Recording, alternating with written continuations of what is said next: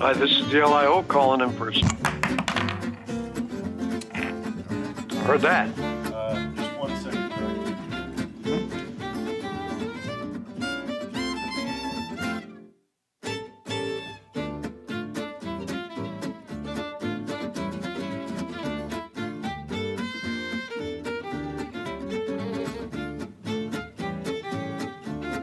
Okay, sorry about that. I had to fix the mic head. I didn't want to do all that scraping with you listening. Testing. Appreciate it. Yeah, good. Testing. Good. Testing. Good. Testing. Good. Testing. Good. Testing. Good. Testing. Good. Testing. Good. Testing. Good. Testing. Good. Thanks, Doug. All right. Good meeting. Bye.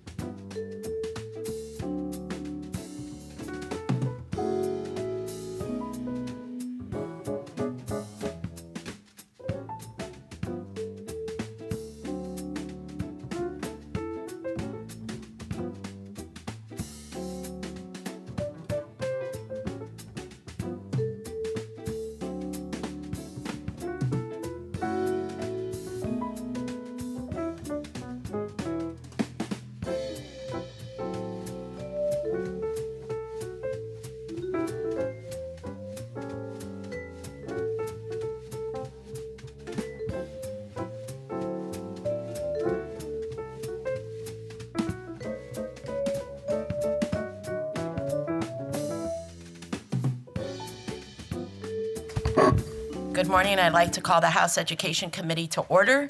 Today is Wednesday, April 26th, 2023. Let the record reflect that it's 08 o'clock.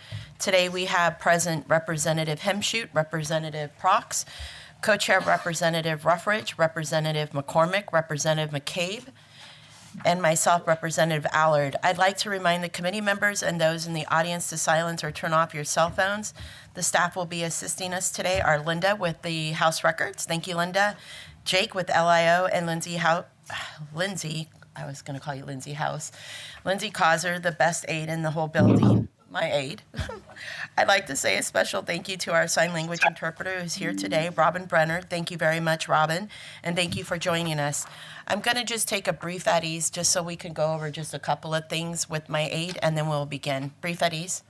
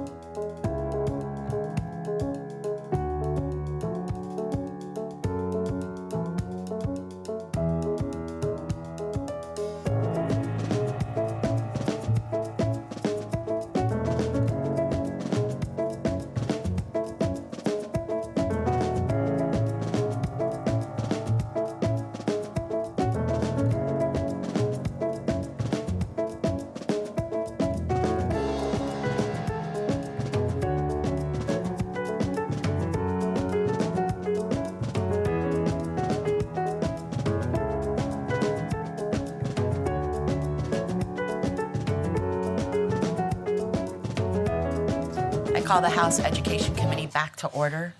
We're going to start, I'm going to go through this a little bit, and then we're going to We have interpreters here today. We have individuals who are going to be testifying on teams for public testimony, whether they're hard of hearing or deaf. So it's a little bit trickier, but we can work through this. So we have 3 items on today's agenda. The committee will be continuing public testimony on HB 111, Education for Deaf and Hard of Hearing, and House Bill 106, Teacher Recruitment, Sum Payment. We will also be going over amendments HB 105 and finding the will of the body for HB 105 and HB 106. So up first, I'm going to ask Ms. Baldwin with the School of Deaf and Hard of Hearing, if you could come forward, put your name on the record, introduce yourself, a little bit of background, and if you would like to speak in regards to HB 111, that would be appreciated. And when you're ready, go ahead and begin your testimony. Awesome. Hello, everyone. My name is. Oh, I apologize for interrupting, but we're going to get you closer to that mic so I can hear too. Okay. Testing All 1, right, 2. thank you. Okay. Hello, everyone. My name is Clara Baldwin. I oversee the Alaska School for the Deaf and Hard of Hearing. Obviously, I am deaf myself, and I am using sign language. And I would like to thank you so much for having me here today. It means a lot. Thank you so much, Representative Allard, for supporting this bill. So I want to explain why I am here today. The reason I am here is because I was born in a deaf family, and that is very rare. Only 5% of deaf or hard of hearing babies are born to a deaf family who has full language access since the moment they're born. 95% of deaf or hard of hearing babies did not have what I have. So, as some people say, you were born with a silver spoon in your mouth. That's the same as me being born with a deaf spoon in my mouth. So I'm a 5th generation deaf. So I have that advantage. But what about that 95%? It is not wrong to have a baby born in a family who doesn't know sign language. That's not wrong. That's how the world is running right now. So the word hearing, it's a cultural term. So hearing is what I, as a deaf individual, identify the people in this room as. People who can hear and who can speak. So when I reference the word hearing, that's what I mean. And just to let you know, the interpreter, you will notice it's a little awkward pauses with the interpreter. There is a lag time. So when I'm signing an ASL, the interpreter will take my ASL and put it in a more English syntax order. I promise I'm not awkward just sitting here waiting for the interpreter to talk. So anyways, when children are born, there is not really resources. Some parents become overwhelmed, they become scared. It's like, is that my fault? Did I make my baby deaf? There's a lot of internal struggle that happens, but every deaf child is unique. But that turmoil causes unintentional language deprivation. Kids don't have that skill. They don't have that, that incidental exposure that I had. From the moment I was born, my parents were signing to me. In my house, I was always able to watch adult conversations in sign language. I was signing with my siblings. So I had that advantage. I picked up on a lot of social cues before I entered school, but that's not for everyone. So often, when that turmoil happens at birth, it causes more of a delay. And when they get into school, us teachers try to work as hard as we can to pull them up to close that language deprivation gap. And when they enter kindergarten, can we provide a full grade level kindergarten curriculum? We're not able to. We're still working to catch up from what they missed from birth to the time they enter into kindergarten.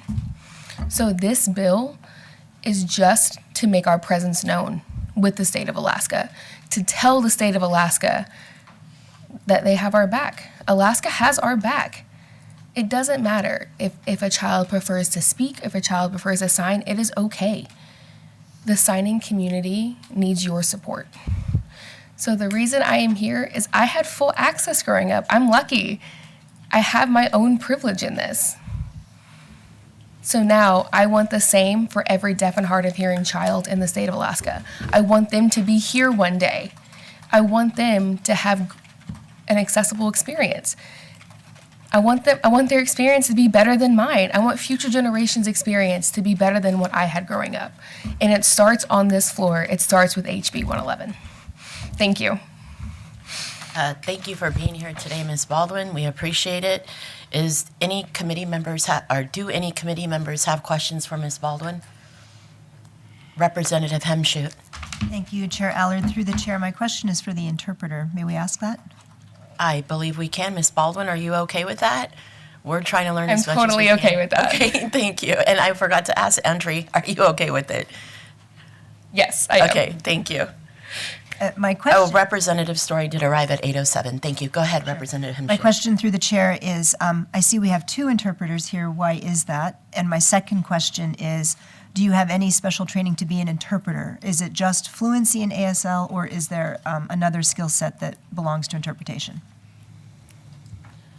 So I want to address the first question. It is my personal preference to bring Andri, because Andri knows me very well. We work together. Andri is her right-hand woman, and to get the most accurate representation of me as Clara, so that's why I brought Andri. So then Andri's now going to answer the second question. And I'm going to SimCom so Clara can hear my answer as well. Do you want me to turn around to face you? No, it's up to you. sure? Whatever you're comfortable with. Okay. Thank you. So for interpreters, I went to 2 different schools. I went to a BA program specifically for interpreting, and then I have a master's in interpreting as well. So you have to go to school, learn the skills. But first you have to learn the language, and then you go to school, learn the skills of how to interpret, go through an internship process, and also we have certification programs to prove that we are qualified to interpret for the deaf community. Thank you. Thank you. Are there any questions for Ms. Baldwin? Okay, go ahead, Representative Ruffridge, please. Thank you. So I was hoping to, through the chair, have, I guess, Ms. Baldwin speak about the school for the deaf and what that looks like, how many students there are, what the experience is like there. I'm somewhat interested in knowing more about that, if possible. Thank you. Sure, of course, absolutely. I'm very proud of our school. So currently, the Alaska School for the Deaf and Hard of Hearing is a self-contained program in a public school building. That is awesome because it allows our students to learn social skills with their hearing peers during recess, during some special classes.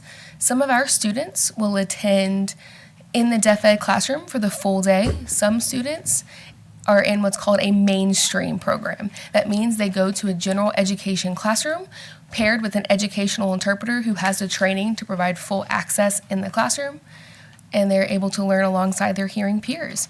Some of our students do prefer to speak for themselves. They thrive more in that general education environment, and our school offers that. We also offer counseling services from a deaf counselor who is fluent in ASL. We offer other additional language services, listening and spoken language services, to train our students how to identify different sounds, how to identify the directional sounds and where it's coming from, but also to advocate for their hearing needs. If they can't hear in a noisy classroom, what do they do? So we offer really a wide variety of resources. We also offer a lot of support for parents. We have a free community-based small group sign language class. So thank you, State of Alaska, for giving us that grant. We also offer outreach services for the entire state of Alaska. We offer additional educational assessments. So some of the community who does not have access to staff who are proficient in ASL, it depends on the child and their needs as well. We currently serve from age 3 to age 22. We do have a few students in the Adult Community Transition Program. They want to pursue employment when they get their certification of completion from their K-12 education. We also have some leadership opportunities for our students. We have a club called Junior National Association for the Deaf. So they practice and learn how to fundraise, how to connect with our community as well. Also, every one of our students are allowed to be involved in after-school sports with their hearing peers. involved in theater with their hearing peers as well. And we do provide interpreters for them to be involved in those activities. Thank you. Follow up? No, thank you. Thank you. Okay, thank you very much. And I do have a question for Ms. Baldwin. Do you feel that the bill is going to open up more doors for, Yes, definitely. okay, Definitely. sorry, I'm trying to get my composure.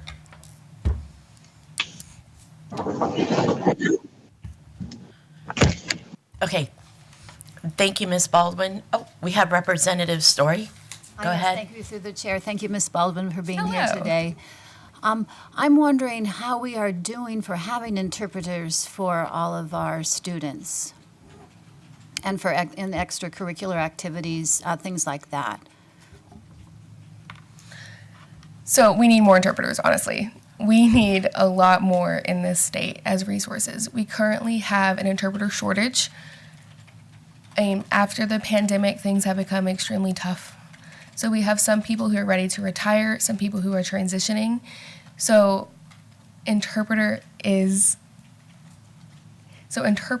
do an amazing job, and they have a lot of work. We do have the minimum required. I want more. I always want more. I want that 1,000% access for deaf children. We do have interpreters, but again, that shortage is still there. We have enough interpreters to cover their core classes and after-school activities. We do have some students who are involved in cross-country skiing, and the interpreter will ski with the student. They learn and they chase the student as they race down the courses to make sure we have that communication for safety reasons. So Andrea is the program coordinator who supervises all of the interpreters. She does a lot of hiring this year. I'm going to brag about her a little bit. She created a great project called an internship experience where we joined with an interpreting agency called JDI Interpreting Agency. It's based out of Wasilla, Alaska, but that agency picks high quality interpreters, and I have a great experience with that agency. She partnered with the agency, so we had 5 different interns from the lower 48 to come intern with us, and they experience kindergarten interpreting, middle school interpreting, high school interpreting, post-secondary interpreting for 5 weeks in hope that we could recruit. Alaska is beautiful. It's awesome state. Come on, move here. So we had a good number, and they're still a little bit nervous, so we will do more convincing to get them to move up here. Follow up? Follow up. How is the community doing in offering interpreting services, students involved in community activities? So that's where we have a little bit of a shortage because, again, we don't have enough. Alaska is a geographical challenge as well. But we've been having great interpreters who have that deaf heart for our children. You know, they'll do pro bono interpreting for gymnastics, for kids at the zoo. So we want to increase that. We want to have more opportunities for the community and children to participate in more Alaska culture, winter sports, that kind of thing. Skiing lessons, snowboarding lessons. That is where we're missing out right now. But we are doing okay. Scheduling is a little bit tough, so thanks, our school agency as well as the community agency is trying to negotiate so we can meet our community needs as well as meet our educational needs. Thank you. Thank you. Representative Hemshoot, please. Thank you, through the chair. I appreciate a second chance to ask Sure. a question. Through the chair, in HB 111, there's a line, I'm going to just say the whole phrase. A child who is deaf and whose primary language or method of communication is determined to be American Sign Language. For this child, the least restrictive environment is in an educational environment with other students whose primary language or method of communication is American Sign Language. My question is, for a child in rural Alaska, there's a very difficult choice to make. Is it more important to be among your family, your peers, your culture, or is it more important to be in the incredible school that is available in Anchorage? And so how does a family make that decision? And do you see this, if we say in this bill what the least restrictive environment is it a requirement that the child must leave their home community to go to Anchorage? Okay, thank you for your good question. It's an important one. So I want to start that with, we do have a program called RDSS, Rural Deaf Student Support Services. It is modeled where anyone from all over Alaska, outside of Anchorage, who is interested in going to the Alaska State School for the Deaf and Hard of Hearing, AKSD, we partner with the RDSS program. They will search and find a host family. The host family is partnered through Hope Community Resources. So that family is licensed as a foster home. That family must be fluent in ASL. We have many different families who qualify. So the child will be placed, we do assessments to make sure that they are the best fit for that family. And there are some kids who need that language deprivation catch up, so we partner them with a family to be able to do enrichment. So this bill will not force them to go. We will always respect. We've had some students who identify as Native Alaskan first before deaf, and that is okay. We do provide information. Sometimes they wait, 2 years later they'll come. Sometimes, again, I'm going to be open, sometimes they come and Anchorage is not for them, and that's okay.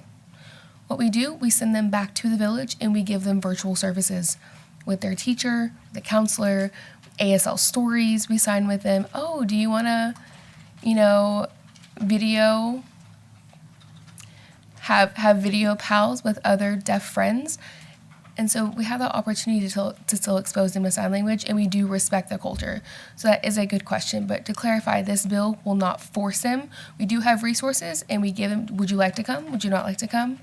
We do host an annual statewide deaf retreat for secondary students, middle school and above. They all fly in to Eagle River Camp. It's called Camp Birchwood. So that is another opportunity for them to meet peers in person as well. And then they can go back to their village. Follow up? Yeah. Thank you for that information. My concern is with the designation of least restrictive environment. I know that carries legal weight. And so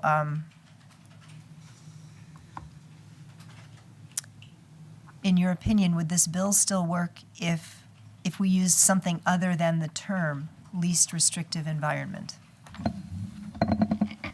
Oh, yes. So LRE, least restrictive environment. So currently it's a big thing in the deaf community. So there's two different perspectives. The interpretation is really broad. We can use and we can change it to narrow that down if you would like. This bill is open to amendments. Yes, please. Thank you. So I have a question. Do you have a follow-up? No. Okay. Representative Prox, I apologize. Go ahead with your question. Yes, thank you. Through the chair, I don't know enough about this. If there must be other alternatives other than American Sign Language for that to be the least restrictive, but what other alternatives are available? So we do have, so students can be mainstreamed in a general education environment to learn spoken language. Some students do thrive in their own, they are completely in a mainstream environment. They're still part of our school, but they have no interpreting accommodations, but they do use hearing aids with a teacher, with a mini mic or an FM system, and they function perfectly. Really, deafness is a spectrum. So I obviously prefer sign language and an interpreter, but some students thrive sitting in the front near the teacher where they can have access to that auditory input. So again, it's a spectrum. Follow up? We could come back. No, I think we'll have to think about that a little bit. Okay, Yep. thank you. So I have a question, and I wanted to ask about the services provided to other munis compared to Anchorage School of Deaf, and how will this bill help in that aspect? So other communities are obviously smaller than AKSD. They're more isolated. Some have single students with an interpreter. Some just see the same interpreter all day long, one-on-one with them. Some don't have classmates who are deaf as well. So this will make ourselves more known. We can reach out more to provide the video services. So next week, I'm going to the Matanuska Valley to support that school as well with one student. So that's a good example. I want more, not just, oh, anybody who's near Anchorage. No, I want the entire state of Alaska to know that they have our help, and this bill will help that. Thank you, Ms. Baldwin. So in this bill, I wanted to also ask, in some ways, is this an incentive to encourage other interpreters to come forward, step up, or recruit? Because now the state of Alaska is supporting, and then now they feel like they have a little bit more, like you said, we have your back. Yes. So this state is big, but the community is amazing. I always tell people, really, Alaska is small enough to be deaf friendly because it feels like a deaf world, but it's in a big community. It's still in that hearing environment. The deaf community is small. Even in the lower 48, it is small. But it's like, oh, what is your family's last name? Oh, I know your parents. I know your cousins. So we do have that connections. And in Alaska, it's the exact same. I always know somebody who is on my flight. It's like, oh, that's my doctor. Oh, that's my dentist. So it's a really small community, and it can make a huge impact. So it'll make it more fascinating for interpreters. Oh, I want to be a part of that amazing community. It doesn't matter our differences, our communication ability. So yes, I do believe not just for deaf children, it's opening the door for other people to also be involved in a child's life. Thank you very much, Ms. Baldwin. Is there anybody else from the committee who has any further questions for Ms. Baldwin? Representative Story, sorry about that. Thank you. Through the chair, what supports are there for parents that the school districts provide to learn sign language? So we offer a sign language class. We do communicate with parents a lot before their child's IEP meeting, their individual education plan meeting. Often, so for example, this week, we had one parent who came from rural Alaska with their deaf child. It took them a little bit of time to accept that their child was deaf. So when they came, we did a immersion into our school for a week at no cost to them. Just come, their district paid for them to fly, so mom can see their child interact with other deaf peers. You know, starting signing and playing outside together. So parents, with a teacher chaperone, we offered that. We do get very creative with how we do support our parents. So our community is small, but you will see a lot of teachers, classroom staff being involved in like kids' birthday parties, signing with them, you know, giving them books. Oh, happy birthday. So we really are a close-knit family, and this is unique. It's not like this in the lower 48. So we offer that sign language class, we give information. We refer parents to our Alaska Deaf Council agency, so you can talk to them as well. We have a wonderful PIC program in Anchorage, children intervention program, parent intervention children program, where we can get those interventions to parents and provide them a neutral information. Would you like speaking? Would you like signing? And we support both, but honestly, that's not enough. There's only one person in Anchorage Bowl who provides those PIC services, but we need to increase those services around the entire state. Thank you. Does the committee have any other questions for Ms. Baldwin? Representative Prox. Yes, thank you. Through the chair. If someone, I guess the term is profoundly deaf, that is, can't hear at all, would American Sign Language be the only alternative? Honestly, not sure. Some deaf people who are profoundly deaf can speak very clearly with a lot of repetition and a lot of training. It is a good question. Really, it depends on every person. I have not met one person who has the exact same decibel of hearing loss. You will find someone who will thrive, and they will find their communication method that they prefer. Okay, thank you. Thank you. And Ms. Baldwin, we have a mutual friend that works for the municipality who's very successful. He also, Yes. and if I don't know if we could put his name on record. I think that he would be very proud. But could you speak a little bit about maybe his situation? As you might know, I don't want to speak on his behalf, but I would prefer if you would, if you feel comfortable. It's very relevant to Representative Prox's question. Okay. So that individual that we are currently talking about can speak. can speak for themselves. They're also fluent in sign language, and they can do both. But sometimes in a big room with more people and a lot of stimulus, that individual will depend on the interpreter for that competing noise. You know, this floor style carpet is awesome because there's no echo. Curtains also echo sound.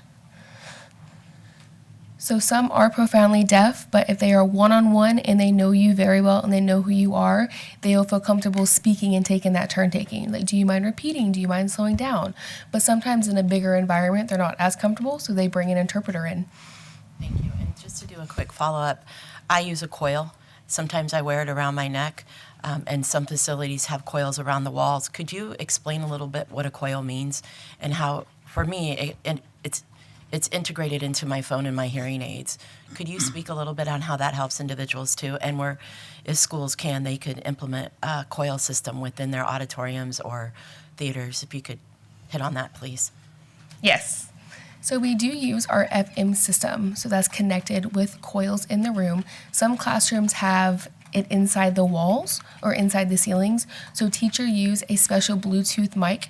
Some students use hearing aids with a Bluetooth attachment, so they won't hear anything in the classroom. They will hear the teacher only through that mic to fully get the information. Some students do not like that. They want to be able to hear their peers talking, so they don't use that. Some use that FM system, so they can still hear and they can hear both auditory processing at the same time. So it's just different accesses for that and what they choose to use that day. Thank you. Are there any further questions for Ms. Baldwin? Okay, Ms. Baldwin, thank you very much for your testimony. Yes, thank you, Representative Allard, for having me here. Up first, I will be bringing HB 111 back before the committee to continue with public testimony. Is there anyone in the room wishing to testify?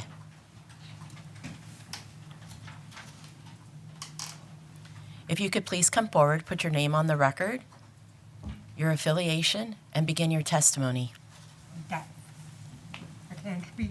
Thank you. Whatever you're comfortable doing. I hear someone because of speech. My name, Pamela Mueller Guy. I live here since 1974. I think oversee all. I agree most what the ladies say. Excellent.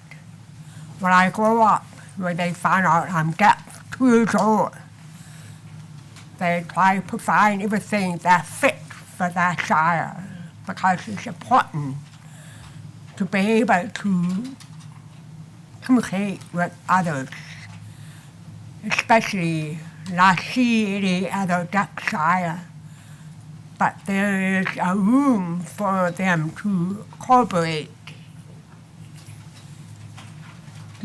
And also parents learn sign language or learn other what be used.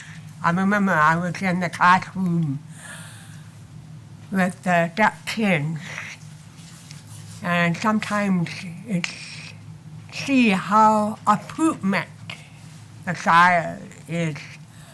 I start school 2.5, provide speech and sign, depends on the parents what for that child. You know, try many things that work the best.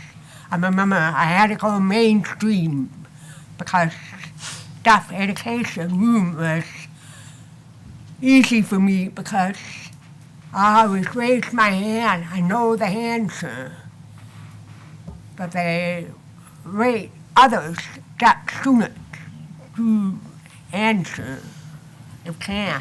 Okay, so they thought to try to put me into mainstream. I had earphones, and the teacher has microphones to speak so I can hear around. And they provide point who's speaking so I can look. Everything provide is important because you don't know if some things not work for that child. You have to find something best way. That's how I learn, by reading lips, speech, headphones. But right now, they have more, better. I always like to have a interpreter because it helps clear, because some of the words has 5 different meanings, but same sign language, but more expressions to clear which one to be used. It's really helpful to be clear, because there might be misunderstanding, oops, wrong meaning. It's not what is supposed to be said. So it's kind of important for them to have all access what's fit for that child, especially parents need to learn about that culture, can go to the school, look how to be used, and explain and make sure they go learn more, like intervention or infant learning program to help them develop and help the parents use, because I want the parents to be included, especially if they have video phones. That's excellent for me because of the jobs, because most jobs use telephones. We have assets like them to be similar, to have a good job working, continuing, and support. They can work. They can. It's a wonderful opportunity to have that provided for that child, no matter what. If it doesn't fit, have to try others. Not forced to put cochlear class, not forced. Make sure it fit for that child. It's important. Thank you. I apologize. I try to treat everybody the same, and right now we're out of time for your testimony. Okay, I'm done. Nope, I have but I wanted to ask you, because I want to hear it. Well, first we ask you if you could please repeat your name for the record. Pamela Muller Guy. Thank you very much. And then are you here in support of HB 111? Or opposed? Yes. Thank you. Thank you very much for your testimony, Thank you Ms. very Mueller. much. Next we're going to move, is there anybody else in the room who would like to testify? Okay, is there anyone online wishing to testify? I believe we have Brad Hoyt first. I'm going to go down the list. Okay. Mr. Hoyt, are you on the line?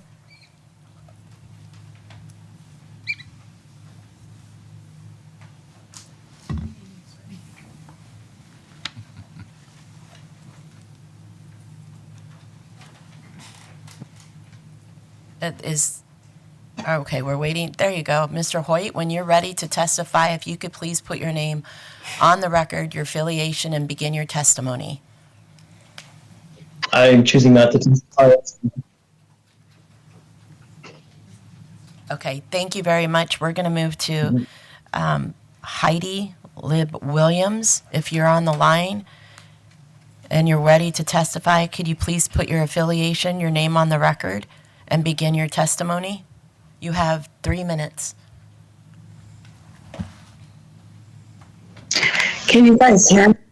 Yes, we can hear you. Thank you for being here, Heidi. Can you unmute, Heidi? Can you guys hear me? There you go. Yep. Okay, put it back. Sorry. There you go. Thank you, Heidi. If you could begin your Got my testimony. hair. Thank you guys so much for this opportunity. 3 minutes is very hard for me with everything that I have going. Most of you guys know me as the chair of the Governor's Council for Disabilities and Special Education.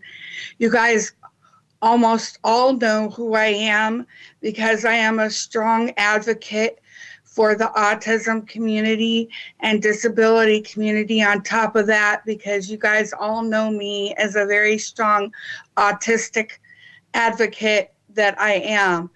but the parts that you guys don't necessarily know about me because of how I come across and how hard I work is that I am considered functionally deaf / hard of hearing.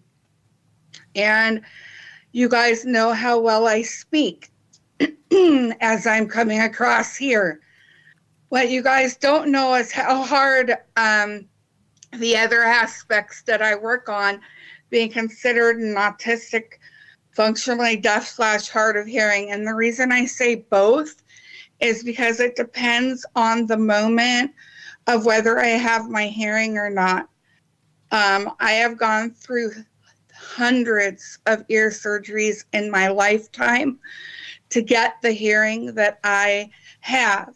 What you guys also don't know is in the last 2 months, I have almost lost again all of my hearing. And in my situation, I wish I knew ASL and I wish I could communicate, because what happens when I can't hear, like currently standing in front of you guys, I would be able to hear what you guys are saying right in front of you.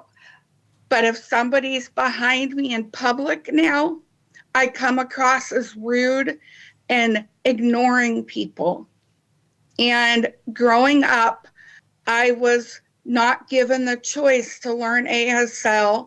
I was forced to learn English as a spoken language. And as a kid, I was literally almost completely deaf. I was born with a rare disease where I have no eardrums and no ossicle bones. What I do have now is man-made, surgically implanted. I do not use hearing aids, but I need them, and I'm currently working on getting them as I lose more of my abilities. The reason HB 111 is so important, and I've already talked to Governor Dunleavy. You guys know where I stand within the legislation about passing bills that are necessities for the disability community. But me, as a little child speaking, I wish parents were given the opportunities to choose for themselves and not have the school district choose for the child. The ability to learn both, or to learn sign language as a main form of communication, because as an adult, I struggle a lot, you guys, and I do the best I can, and I hide a lot of what I try going down there. But I know that legislators have been having questions about passing HB 111, and I'm trying to tell you guys that you guys have to pass it. There Ms. is no Williams. choice, because we have to give the rights back to making it to where when we become a part of the real world, that they don't struggle like I'm currently even struggling. I have my notes, sorry. Ms. Williams? I used an FM system at the State address when Governor Dunleavy honored me in February, because I couldn't hear what was going on in the room. Audrey, and can you assign to her? sorry. She doesn't understand. Ms. Williams, can you hear me okay? I apologize. I can barely hear the computer. I'm sorry. Okay. You have to talk loud and Thank you. interrupt me. If you Sorry. wanted to go ahead and give the rest of your testimony in writing, that would be appreciated. Thank you so much, and I sympathize. I understand completely where you're coming from. We have other testifiers that we need to move on to today. Okay. Thank you. Thank All right. you. And stay on the line. You can listen to all of us. Okay, next we have Richard Saville. I know, Richard, that you are from the Department of Health with the state of Alaska, but I believe you're here to testify on a personal level. Is that accurate? No, actually, I'm Okay. not. Thank you, Representative Ballard. I'm just listening. All Thank right. you. Thank you very much, Richard. Next, we have Alyssa Rosemiller. Are you ready to testify, Alyssa? Thank you, but I am here to listen and learn. Thank you so Okay. much. Thank you, Ms. Miller. Next, we have Amy Bolbich. Are you here to testify? Hello. Yes, can everybody see me? We can. Begin your testimony, who you're affiliated with, and put your name on the record, please. Okay, awesome. Okay. So my name is Amy Bobich. So I just want to warn you that with the interpreter usage, there might be a slight delay with our information that's being provided. And I understand that thank you for your time and patience. I will hurry up. Thank you. Can we We've see moved me, the or am I clock to freezing be a little 5 bit? minutes so that you will be able to have that time with the lag time.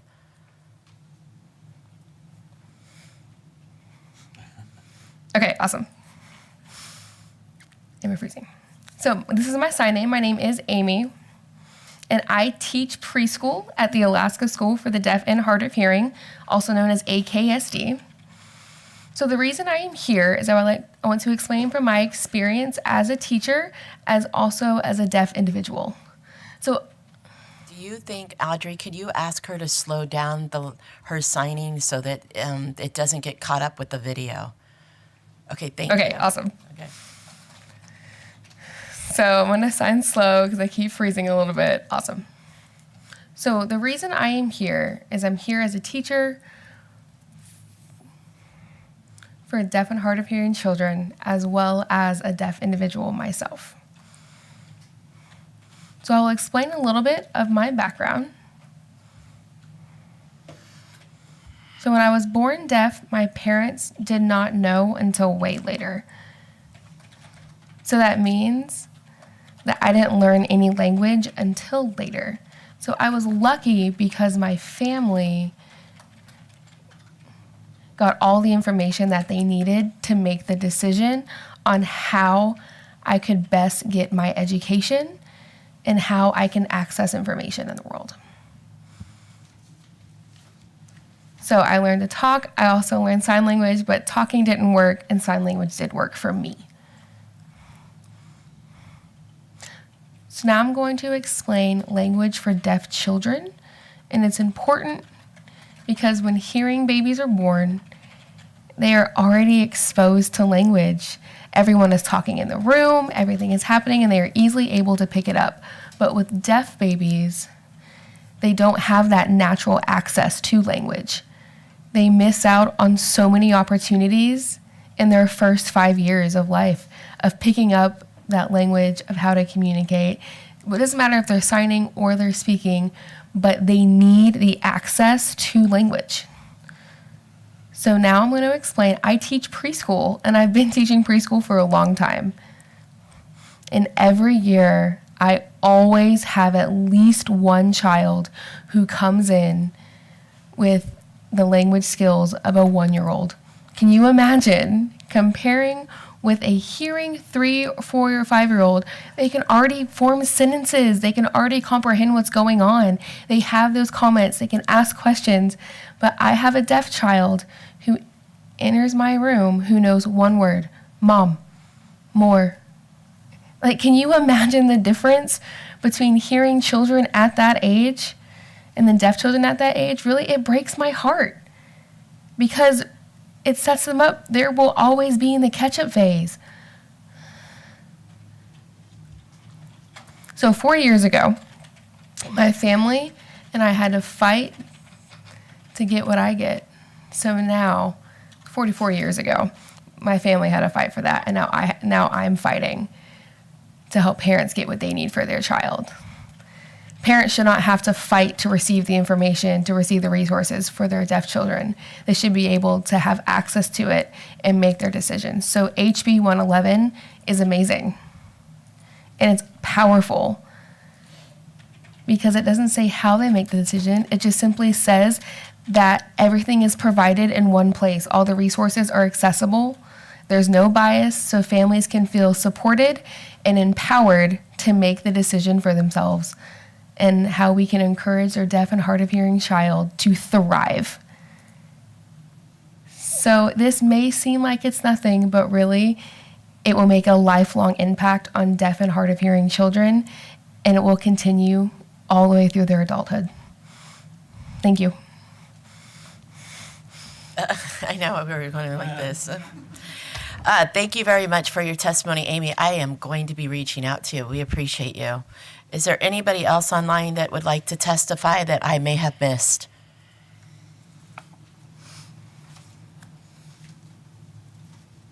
Doesn't look like it. Okay. Let's look on here. Public testimony. Well, actually, public testimony for HB 111, Education for Deaf and Hard of Hearing, is now closed. And I would just like to be able to bring Ms. Baldwin back up. If there are any closing comments, since you are here in person.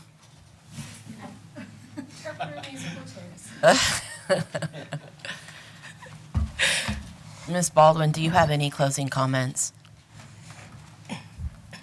Thank you for letting us have our platform here today. I really appreciate it. I'll be reaching out to Representative Allard, and you can have my contact information as well. Email me anytime, ask me any question. I still get asked if I can drive, honestly. I won't be hurt, so any questions you have, email them my way. All right, thank you very much, Ms. Baldwin. Ms. Mueller, thank you for being here today. Thank you very much. You're welcome. All right, so I will be setting this bill aside until April the 28th, which is on Friday. The second item on today's agenda is public testimony for HB 106.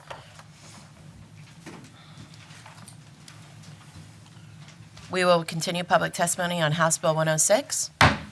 Is there anyone in the room wishing to testify? Is there anyone online willing to or wishing to testify on HB 106? We don't see anybody up there, Jake.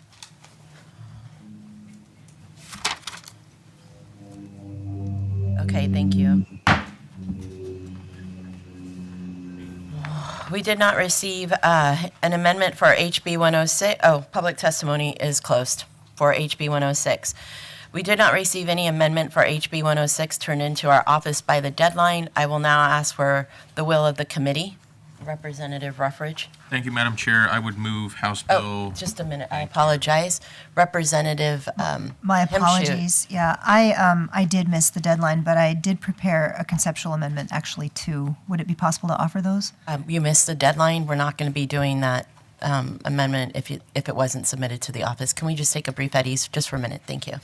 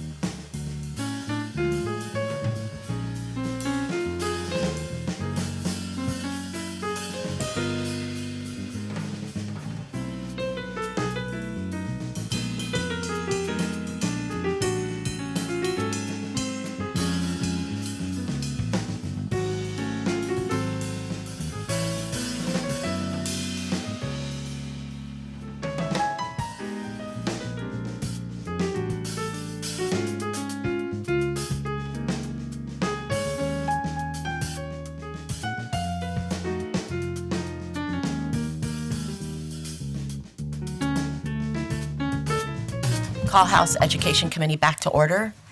Representative Hemshoot. Thank you, Madam Chair. I would like to propose a conceptual amendment to do two things to make the lump sum payment.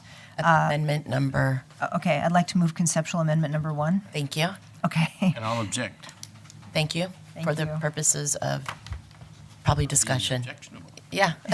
Thank you. Go ahead, Representative Hemshoot. Thank you, Representative. Okay, Cox. yeah, I wanted to put in the language about allowing legal to also make any conforming changes, but let's just talk about the amendments. It's two amendments. Amendment one is the first one. And on page one, this amendment basically makes these lump sum payments a permanent feature of our system. So it removes the 3 years and makes it wide open that teachers who commit to teaching in Alaska, hopefully most of those homegrown teachers from our state, but all teachers would receive these payments without an end date. Okay. Thank you very much. Do you still, anybody in the committee want to ask Representative Himschoot a question? Go ahead, Representative McKay, and then, Yeah, thank you, Madam Chair. It sounds like that would dramatically change the fiscal note. I don't know. it absolutely would. I mean, not necessarily opposed to it, but it sounds like would need a dramatic change to the fiscal note. Anyway, that's my question. Thank you, Chairwoman. Thank you. Do you have a fiscal note on that? I don't. Mr., do you want to call anybody up? They're here. Sure. Mr. Blaswell, would you please come up? You don't know? Does anybody from DEED have an answer to that? I'm Madam sorry. Chair, I assumed it would be whatever the fiscal note is, but just continuing. So, It's a lot of money. Yeah. Yeah. Let's hear what DEED has to say. Thank you for being put on the spot today. We were trying to get Mr. Blackwell up here to put it since he has only 2 weeks left. Representative Ruffridge is on a mission. For the record, Heidi Teschner, Acting Commissioner, Department of Education, and Mr. Blackwell only has a couple days left. But for the through the chair, it is $57.9 million is the grant funding total that would be for the teacher incentive pays that would have to go in perpetuity, as well as potentially the position, but we can discuss that. through the chair, may I ask? Is Yes, that go ahead, 57 million for 1 year, or that's all 3 years currently in the bill? Through the chair, $57.9 million per year. So the purpose of this amendment is to take a good idea and make it a permanent idea. We know that one of the weaknesses in our system is that we're not competitive with our pay. This is one way to increase that pay and keep it there. So an issue, a concern I have with this bill is that we already have a retirement system that doesn't necessarily ask people to stay longer than 5 years. By having this incentive for only 3 years, it's sort of like come in and do your 3 years and then go. So I'm trying to find ways to support teachers longer. Thank you. Does anybody else have any questions for Representative Himschoot? Representative Story? Thank you, Co-Chair Allard. I apologize, Representative Story. Representative McKay, did you have a follow-up? I apologize for not recognizing you. Thank you, Madam Chair. I recall the purpose of the bill was to basically do like a pilot program for 3 years and determine if the raises had an effect on retention. So Ms. I think Tishner, did you Representative Himschoot may have a great idea here, but it is quite a bit different than the intent of the bill. Ms. Tishner, did you want to respond to Representative McKay? Absolutely. Through the chair, Representative McKay, you are correct. The intent of the bill is to create a study to see if this is something that does help with our retention of our teachers in the state. Thank you. Are there any more questions to Representative Himschoot or comments on this amendment? Representative Story. Thank you, Co-Chair Allard. I certainly think this ability to raise teacher pay and keep that going is something really needed. We had a study done by by ISER, the Institute for Social and Economic Research out of the University of Alaska, saying that our pay was substantially below what they're offering nationally, and we are in competition nationally to keep teachers, and we know experience matters in the classroom for student achievement, not only those relationships, but we put a lot of money into training our teachers so they are giving the best instruction in reading, math, science, and so I speak in support of the amendment. Thank you, Representative Ruffridge. Thank you, Chair Allard, and certainly appreciate the spirit of this amendment and the desire to raise the pay of teachers. I would have no argument for that. However, I do think that House Bill 106 was initially designed to be a pilot program, so I do agree with Representative McKay. And I also want to consider potentially this is not the I think this is, language is about bonuses. This might not be the appropriate way to raise pay for teachers unless we wanted all teachers to essentially be employees of the state of Alaska. So I will not be supporting this amendment. Thank you. Thank you, Madam Chair. Representative Ruffridge. Representative Himshoot, would you like to give your closing comments? Sure, thank you. If I may, through the chair, ask one more question of the department? Sure. Thank you. Through the chair, Ms. Teschner, if this is a pilot and we're going to do a study, what's the evaluative piece? The fiscal note didn't include a study at the end, so how will we know that this worked or didn't work if we make it a 3-year thing? Through the chair, Representative Himshoot, we would definitely, the data that we will collect through this process, report that to the legislature. There is nothing in here that says that we have to do that, but we will do that. That's the only way to like come back and say, especially if there's an appropriation that comes at the end of the 3 years, a request for that to have this program continue, that data would then have to be presented to show that, yes, over this 3-year term, this pilot did show our retention increased so much percentage in these regions. And so definitely through that process, that would be reported to the legislature. Thank you, Representative Himshoot. Would you like to have your comments? Oh, wait, Representative Prox has a question. Well, no, thank you, Chair Allard. Just to comment, same. I don't think it's a good idea to be negotiating salaries or actually running anything through the central authority. We make one decision for every teacher, and there might be in every district, and there might be all kinds of other options.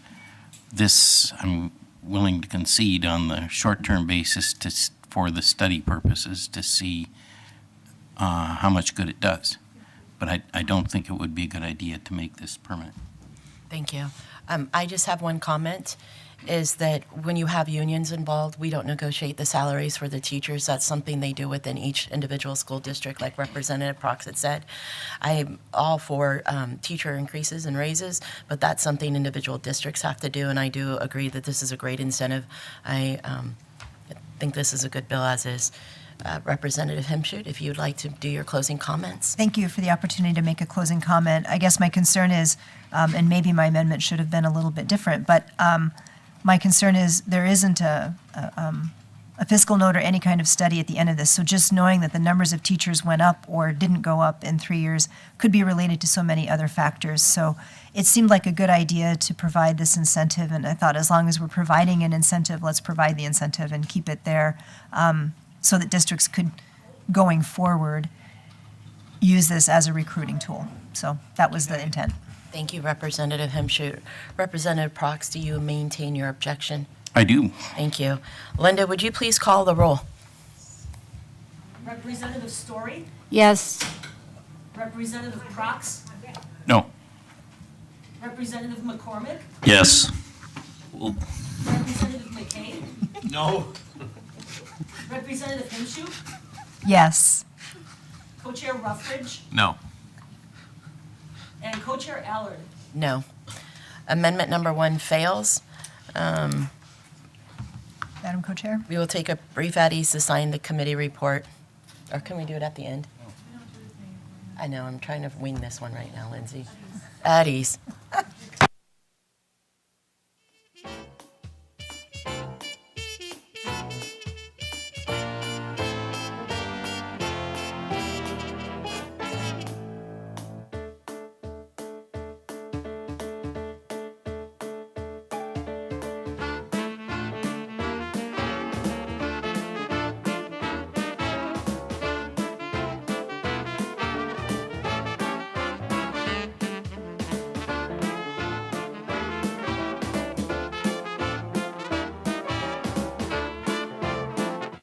I call the House Education Committee back to order. Representative Himshoot. Thank you, Madam Co-Chair. I'd like to move conceptual amendment number 2. Thank you. Is there an objection? Object. Okay. Thank you very much. If you could speak on your amendment number 2. Sure, and here's where I'm going to speak from my experience as a teacher. What happens in schools is strongly related to what teachers do, but it is also strongly related to what the paraprofessional and support staff do. And so the shortages that we're having in our schools, we hear about teacher shortages. We have those same shortages in our support staff. You had buses that didn't run this year. You have kids who need a one-on-one para who have a one para for 3 kids. And there are all kinds of things happening that require additional support. So I wanted to open this good idea up to include paraprofessional and support staff in these lump sum bonus payments. Thank you. Is there any questions or comments or questions to Representative Himschutz and her amendment? Representative McKay. Yeah, thank you, Madam Chair. Through the chair, I think it's a similar problem with the conceptual amendment 1. No fiscal note to estimate how much additional cost this amendment would create. Thank you. Thank you. Anybody else have any questions or comments to the sponsor? Go ahead, Representative Story.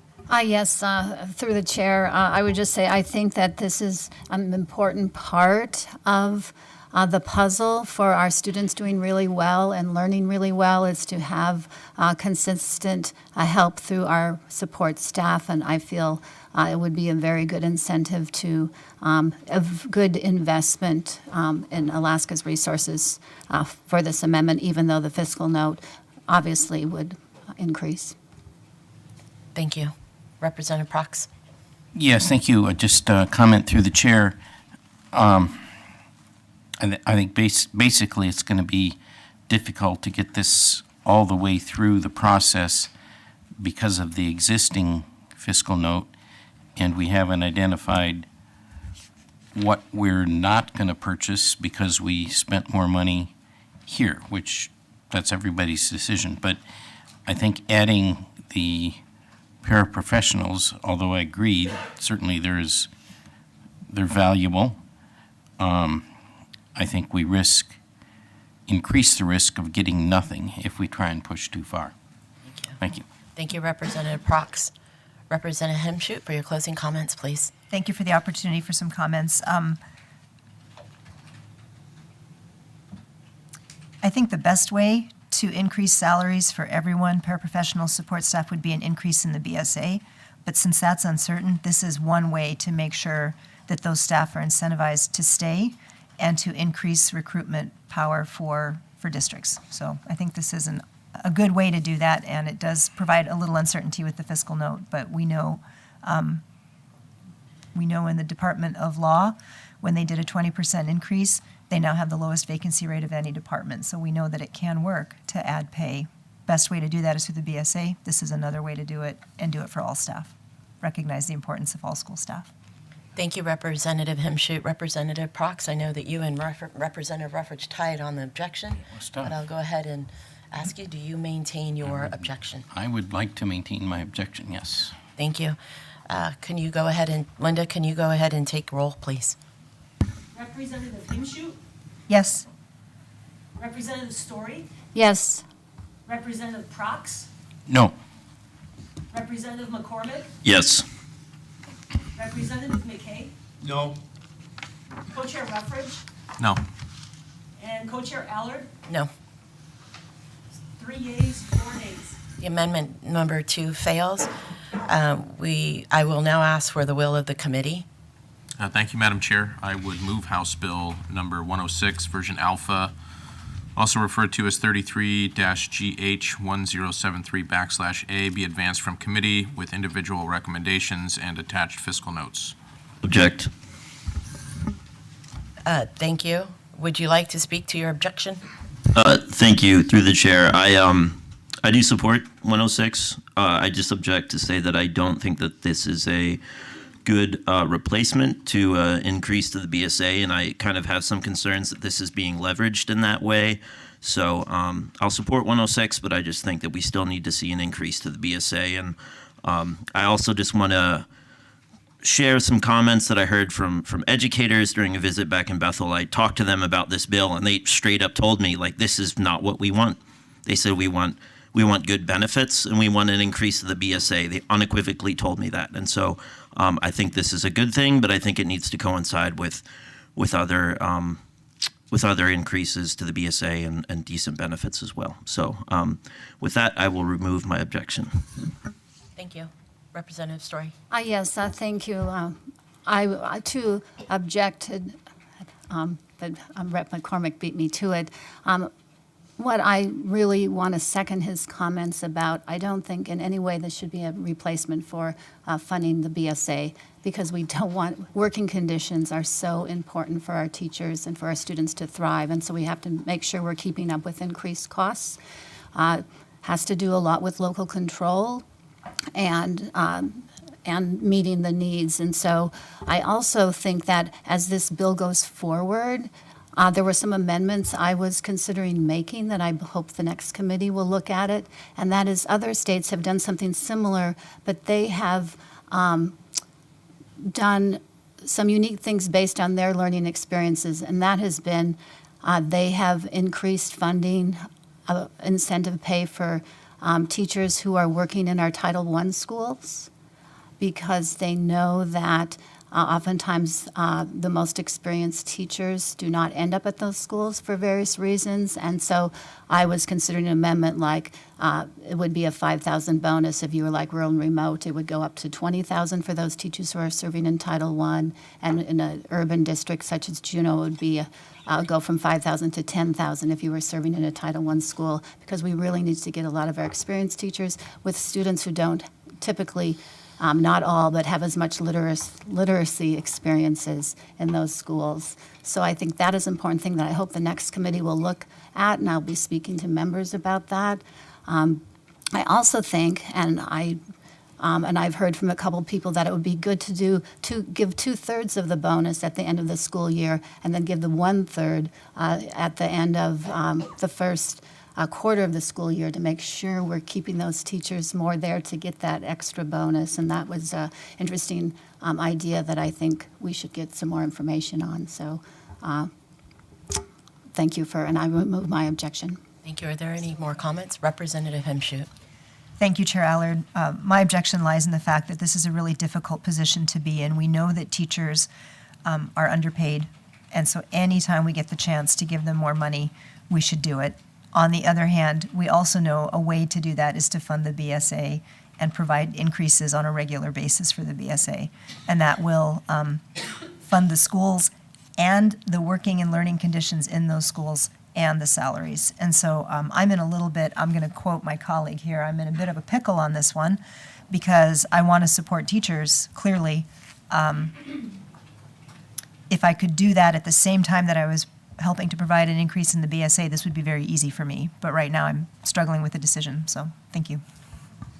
Thank you, Representative Hemshoot. So are there any other comments? I have a quick comment. I want to support our teachers. There's no guarantee that the BSA with the school districts are going to do any increase in salary with teachers. That's up to their individual unions and the school districts and the school boards. I personally believe that this increase is an incentive and a recruitment tool, as stated in the bill, and I support this 100%. Do you maintain your objection, Representative Hemshoot? I do. Okay. Linda, would you please take a call of roll, or the roll call? Roll call. Please call the roll. Representative McKay? Yes. Representative Hemshoot? You could do a pass, and we can come back to you if you'd like. Is that an option? Yes, it is. Pass. Representative Story? Yes. Representative Prox? Yes. Representative McCormick? Yes. Co-Chair Ruffridge? Yes. Co-Chair Allard? Yes. And Representative Hemshoot? Yes. And that's 7 yeas. Just a minute, please.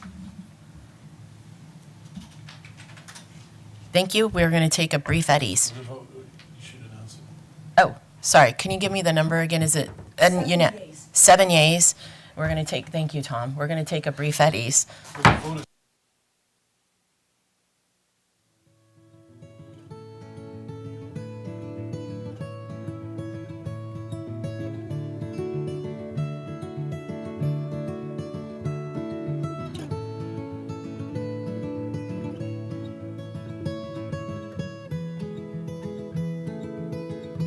I'm sorry. I just said I feel a little bit like Laddie Shaw right now. Trying to really. Don't kill me, Laddie. Where are you? He's going to pop out of anywhere. Okay. Thank you. House Education Committee, call back to order. We will. Okay. Let me go back through this. Linda, you already took the roll call. It's 7 yeas. We will take a brief at ease for sign the committee report. Oh, thank you very much, Ruffridge. I'm sorry. Okay, let's do this again. 7 yeas, HB 106 passes. We will take a brief at ease to sign the committee report. Brief at ease.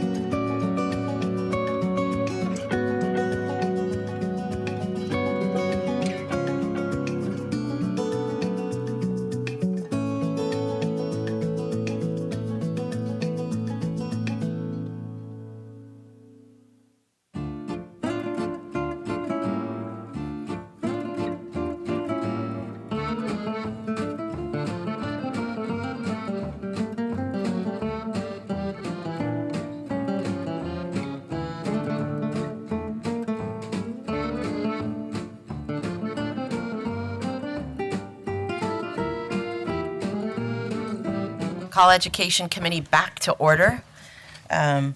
We will now move on to HB 105. We received a total of 4 amendments and a CS version of the bill. We will first look at the amendments. Amendment number 1, Representative McKay. I remove Amendment 1. Thank you. Thank you. Amendment number 2, Representative McKay. I withdraw Amendment 2. Thank you. Amendment number 3, Representative Himshoot. Thank you, Co-Chair Allard. This amendment does. Would you like to? Oh, I'd like to move Amendment 3. Thank you. Go ahead. Thank you. Okay. Go ahead, Representative Himshoot. Yeah. Oh, I wanted to also acknowledge that Representative Armstrong is in the room. Thank you for being here, Representative Armstrong. Okay. Go ahead. Thank you, Co-Chair Allard. This amendment, I apologize for the length of it. I recognize it was a lot of pages, but that's what it took to be able to add in what I'd like this amendment to do. Basically, the amendment provides some funding support to school districts to implement the requirements of House Bill 105. Thank you. And it adds a parental involvement initiatives funding factor, and then it also, so that would be a funding factor, basically like the formula has all the factors in it. It would be an additional factor to help with parent involvement initiatives. And then I can give examples of what those expenses might be that districts will be undertaking, but in a bill like this, when we require as much communication with families as this bill will require, that comes at a cost of, basically, there's time, staff time. And so in a larger school, you might need an entire staff person to coordinate that and to make sure that the communication has happened. Or it may fall on teachers to, in a smaller school, to keep track of all of this outreach and making sure that they've gotten permission slips back and that kind of thing. So it does take time, and I think it's important to recognize the costs of the additional time. So there's also going to be internal communication within the district. So again, in a larger district, you might need an entire staff person to make sure that everything is happening within each school. And then in smaller districts, you might have somebody at the central office reaching out to each of the small schools in the district.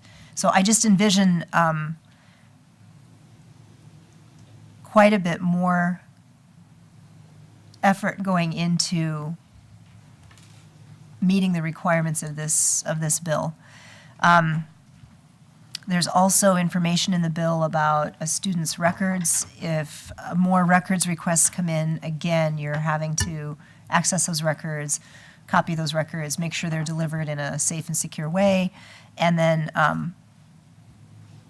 if we have students opting out, this is already an issue in schools, and so I think it would be important if we're going to have even more students opting out. Those students need to go somewhere, and there's supervision required at all times. So it's not like we can just say, all right, you're not in the class for the next hour, go do whatever you want.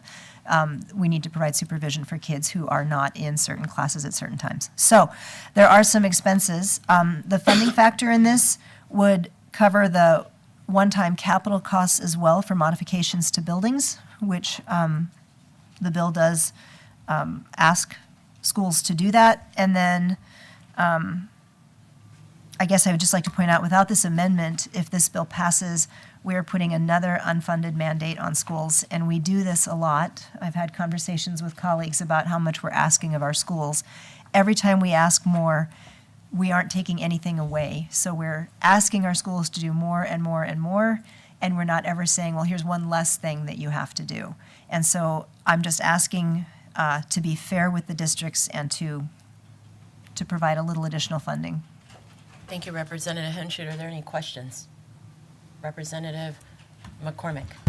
Thank you, through the chair. Assuming the CS does pass, I'm just curious how this amendment might be incorporated in it. And then I guess just, would it be better to maybe discuss the CS first and then this amendment? No? The amendment is to the original bill. Okay. Thank you. Representative Story. Yes, thank you through the chair to Representative Henshoot.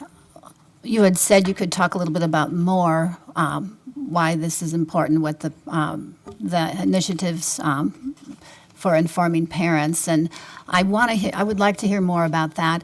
I do believe that we have a lack of support in our schools for parents in getting information, and with this bill, it is an unfunded mandate.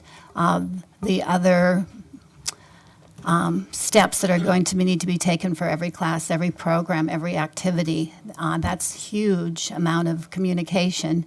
And I think it would be only helpful to have a parent liaison, is how I picture it in my head when I see this at schools. It will, help encourage parent involvement, which we all would like to see happen. And I think just like our READS Act, I'm worried about our READS Act because we really haven't resourced it. So how do we expect our initiative to be working? And so I'm worried about not resourcing help for teachers who already have a lot on their plate. This will be a significant more, and this I see could provide more support for them for all the paperwork and communication provided, and it can help smooth that communication. So if it's all right through the chair, I'd appreciate hearing more from Ms. Himschoot, or Representative Himschoot. You can respond. Thank you. Yes, through the chair. Right now, there's quite a bit, in my experience, there's quite a bit of communication that happens between classroom teachers and parents. If there's a permission slip needed for an activity or something, I keep, in my own classroom, I keep a checklist and I have to make sure which kids brought that in, and then I'm following up with parents to make sure that I get that. And so it takes quite a bit of my own time. And then the other part of that is parents in my classroom know not to call during the school day unless it's an emergency, because I don't want the interruption to learning time. And so it means finding time outside of the normal school day, which is usually outside of the hours that I'm paid for, to reach out to parents and we do that anyway. But this, I know our band teacher, our music teacher, has all 400 kids in our school, which that number is now, I think, about 350 kids. It was 400. She has a ton of outreach to do, and it adds about an hour a day to her schedule. So it could be in a larger school. My school's larger than some of the schools in Rep. McCormick's district. My school could have a parent liaison for the district. You could have individual schools that are big enough that need a parent liaison. That is one way this could be done. It could also be that you have a paraprofessional who's just keeping track of the paperwork. But, the READS Act requires quite a bit more funding that we haven't provided. Breeze Law came without extra money. There are good things we're doing in schools, but they do take time and they do take money. So this is a way to make sure that that schools have the resources they need to implement this well. Representative Henshoot, is that your closing comments? Sure. Okay, thank you. Do you maintain your objection, Representative Ruffridge? Or who called? Representative McKay. Representative McKay, do you have a comment? Or do you Oh, thank you, Madam Chair. I was just going to call the previous question on amendment number 3 and request a roll call vote. Okay, thank you very much. Can you go ahead and do a roll call vote on amendment number 3, Linda? Representative Prox, Yes. Representative McCormick, Yes. Representative McKay, No. Representative Himschoot, Yes. Representative Story, Yes. Co-Chair Ruffridge, No. and Co-Chair Allard. No. That is 4 yeas, 3 nays.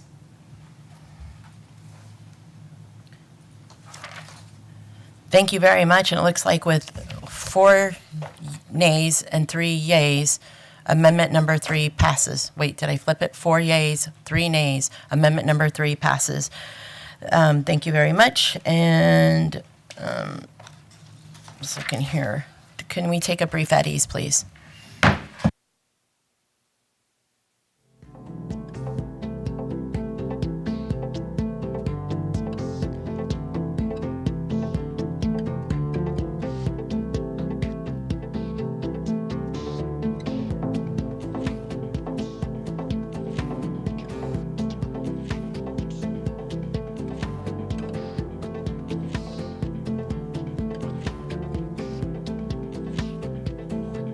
Order the House Education Committee.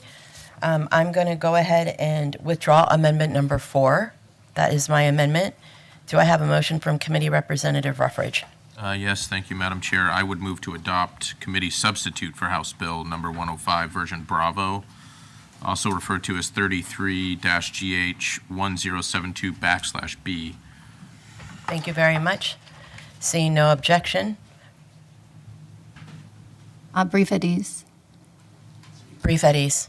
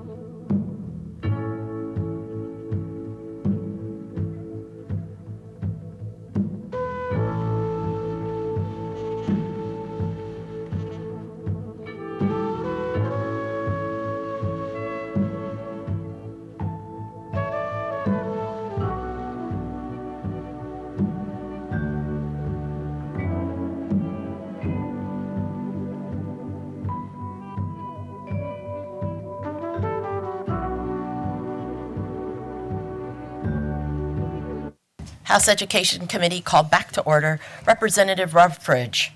Thank you, Madam Co-Chair. I move to rescind action on adopting Amendment 1 to House Bill 105. Thank you. And the reason we are doing this, can I have unanimous consent? Thank you, Representative McCabe. I move to rescind action on adopting Amendment number 3 to Amendment 105, or to House Bill 105. Thank you, Representative Ruffridge. We're going to be rescinding the amendment number 3 in order to hear the, what's it called again? Committee substitute. Committee substitute, so then you can move your amendment 3 as a conceptual, and then we can revote. Is that all right with you, Representative Hemschut? Okay, here we go. All right, Representative Ruffridge. Thank you, Madam Co-Chair. I would like to move committee substitute, and I would move to adopt committee substitute for House Bill number 105, version Bravo, referred to as 33-GH1072/B. Thank you. The rescission passed because nobody objected. You need to Correct. say that. Okay, the rescindings were passed with the unanimous vote. Thank you. Are there any objections? I see no objections. Committee substitute for House Bill 105, version B, has been adopted. Representative Hemschut. Right. I'd like to move conceptual amendment. Well, number hold on. 1. Did you want to speak on your CS first? It's up to you. I can do that. Okay. We should announce the changes if there were. Okay, brief at ease. All right.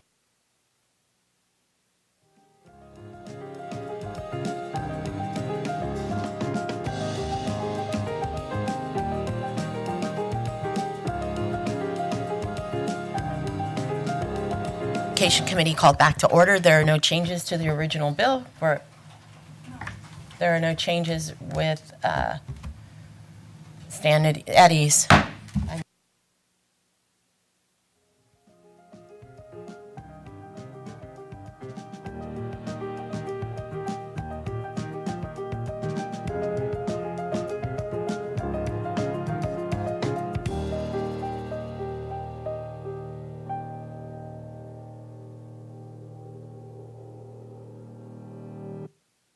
House Education Committee called back to order. Representative Ruffridge. Thank you, Madam Co-Chair, for the opportunity to speak on committee substitute to House Bill 105. There are a few changes in the committee substitute that I'd like to speak to, and thank you for the opportunity to do so. One of the first changes to the committee substitute would require parents to receive notification for all activities, classes, or programs that a child is involved in at least 2 weeks in advance, and allows parents to choose if they would like their child to participate. The second would have the parent provide the school with names, nicknames, pronouns that the school shall use for identification and records. This change would clearly state that the parent would have access to the entire school record for their child, and that includes medical records and school records. One additional change actually does address the physical safety and privacy of students in locker rooms and restrooms by providing access to single occupant facilities. And then, in addition, the amendment or the committee substitute would recognize the importance of the curriculum of Breeze and Aaron's Law and add some clarity, which clearly states that HB 105 does not affect those already existing laws. Other than that, there are a few conforming changes just to adopt that new language, and certainly happy to answer any questions on that committee substitute. Thank you. Okay, moving forward, Representative Hemschut. Thank you, Madam Co-Chair. I would like to move conceptual amendment 1 and speak to it. Thank you. Go ahead, Representative Hemschut. Thank you. I'm going to object Object? to I'm sorry, I apologize. Are there any objections? Yes. Representative Ruffridge objects. Go ahead, Representative Hemschut. Thank you. I just wanted to add for the record that we did check with Connor Bell about the cost of that amendment. And so there's no fiscal note until we can get a fiscal note, which is after committee, but it was going to be around $6 million. So just for full transparency, I wanted to check with my staff and make sure that I was correct with that number. And that was an estimate that we were given. So with that, I would like to, again, for the record, state that anytime we add a mandate to schools, I think we have an obligation to also help them meet the provisions of the mandate with some additional funding. So I move conceptual amendment 1 is the same as previous Brief at ease. with the, so I'm moving conceptual amendment 1 with the conforming and asking legislative legal to give legislative legal the authority to make any technical and conforming changes. Thank you very much. Do you maintain your objection? I do. Thank you. Linda, would you please call roll? Representative Story, Yes. Co-Chair Ruffridge, No. Representative Prox, Yes. Representative McCormick, Yes. Representative McKay, No. Representative Himshoot, Yes? and Co-Chair Allard. No. That is 4 yeas, 3 nays. Thank you. With 4 yeas and 3 nays, amendment number 3 passes. What is the will of the body, Representative? Conceptual 1 passes. Oh, I apologize. Conceptual, or CS1 passes. Our conceptual amendment number 3 passes. Thank you very much for conceptual amendment 3 passes with 4 yeas and 3 nays. Amendment 1. Okay, Representative brief at ease.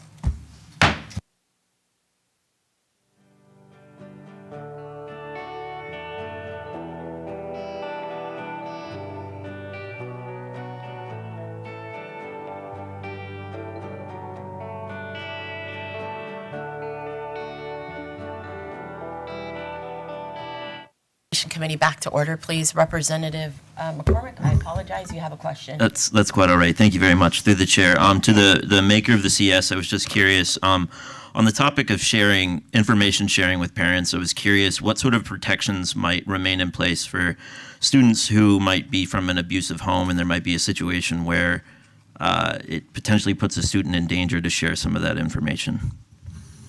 Thank you, Representative McCormick. Go ahead, Representative Ruffridge. Thank you, Chair Allard, and through the chair, Representative McCormick. There is protections already in place for teachers specifically to be able to have that discussion with a child, and if they feel like there is an abuse potential, to report that abuse or the potential for abuse to the authorities. I think one of the concerns that I have with some of the discussion around House Bill 105 is this consistent sort of messaging of putting teachers in the middle of tough situations. And so wanting to return that conversation back to parents having conversations with their children, and then if teachers feel like there is a situation that needs to be addressed, teachers are still and will probably always remain mandatory reporters, and trying to return that, and allowed to return back to teachers being somewhat of a neutral third party, and able to be in the classroom, teach the classes. If they're provided with information that may put them in a compromised position and feel that a child may be abused, then they would have still have the ability to report that accordingly. Follow-up? Follow-up. Representative Ruffridge, or through the chair, I apologize. What is this? So you speak of a return. What return are you? I'm not familiar with what are we returning to? So thank you. Through the chair, Representative McCormick, what we've heard actually through a lot of testimony and a lot of conversations regarding House Bill 105 is a position that we've found teachers being in where they're not a neutral third party, where they found themselves in a position where they may feel uncomfortable, that they're supposed to essentially have information that they're not quite certain what to do with. Do I report that information to authorities? Can I talk to a parent? Who exactly do we need to have this conversation with? I feel like the committee substitute clarifies that to say that parents have the ability to have the rights, I guess, because it's a parental rights bill, to direct that conversation, and then if a teacher feels uncomfortable with where a child is at in their home or otherwise, then their responsibility is to be a mandatory reporter. Thank you. Representative Ruffridge, did you want to?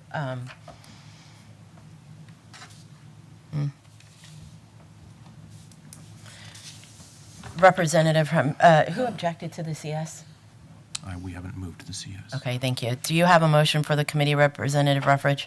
I do. Thank you, Madam Chair. I would move committee substitute for House Bill 105 version Bravo, also referred to as 33-GH1072/B, be advanced from the committee as amended with individual recommendations and the attached fiscal notes, and authorize legislative legal to make technical and conforming changes as needed. Thank you. Is there any objection? Okay, thank you. Would you like to speak on your objection? I would, Madam Co-Chair. Thank you. We've heard a lot about this bill, and I appreciate the hours of testimony that we've been able to take. I went back to Dr. Dina Bishop's testimony in late March, and I want to quote what she said. She said, "There may be some poor parenting, but so too does my profession have some poor teaching." I think that we are, I think that this bill is using a butcher knife where a scalpel would do. I think what this bill does is it takes our focus away from what we should be doing, and we should be focusing on supporting our schools in a predictable and stable way. We should be improving reading outcomes. We should be recruiting and retaining the best teachers we can and helping them develop into excellent teachers for our students here in Alaska who are working embedded within cultures that are vast across our state. Those are the things we should be doing, and we could be working with a handful of parents who are struggling to parent a child. We could be working with a handful of teachers who are not communicating with families the way they should without passing a bill that places a mandate that feels threatening to some of the most vulnerable Alaskans. So I'm opposed to this bill. I'm opposed to this CS. Thank you. Thank you, Representative Hemshoot. Representative McKay, I'll start off with you first, please. Madam Chair, I call the previous question on House Bill 105, committee substitute as amended. Thank you. Brief at ease, please.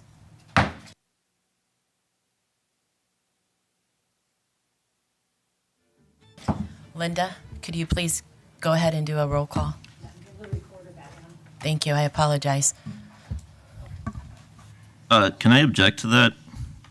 No. No, it's non-debatable. Thank you. Sorry. No, it's okay. Okay. I paused because I was trying to get into Masons and out of Roberts. Go ahead. Thank you, Linda. We're going to vote right now. On the question, calling the question? Yes, I object to calling the question, and we can figure out if that's Brief at permissible ease. or not.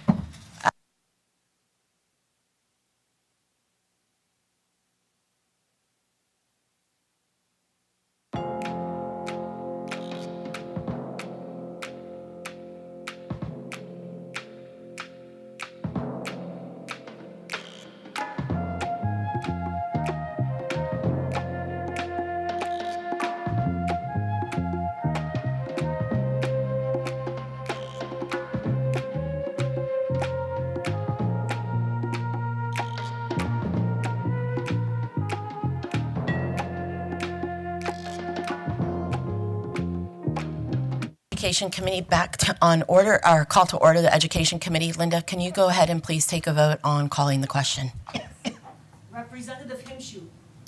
No? Representative Story. No. Co-Chair Ruffridge. Yes. Representative Prox. Yes. Representative McCormick. No.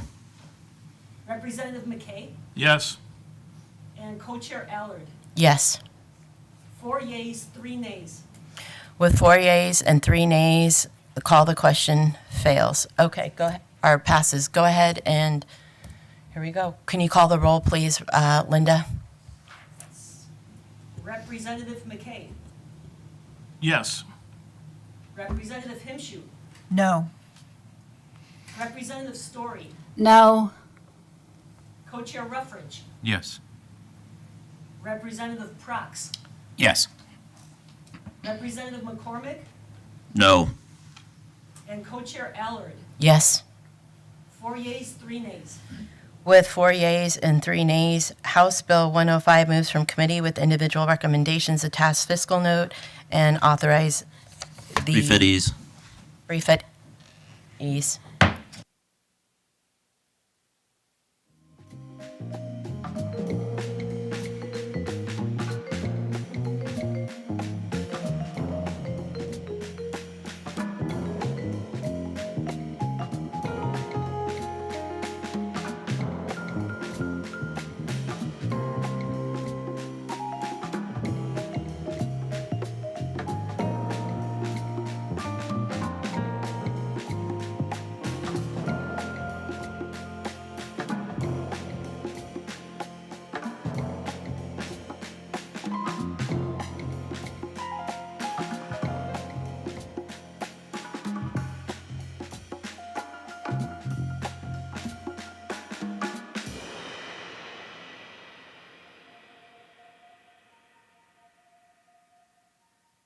House Education Committee is back called to order. Representative Himshoot. CS House Bill 105 as amended moves from committee with individual recommendations and attached fiscal note to authorize legislative legal to make technical and conforming changes as needed. We will take a brief at ease to sign the committee report.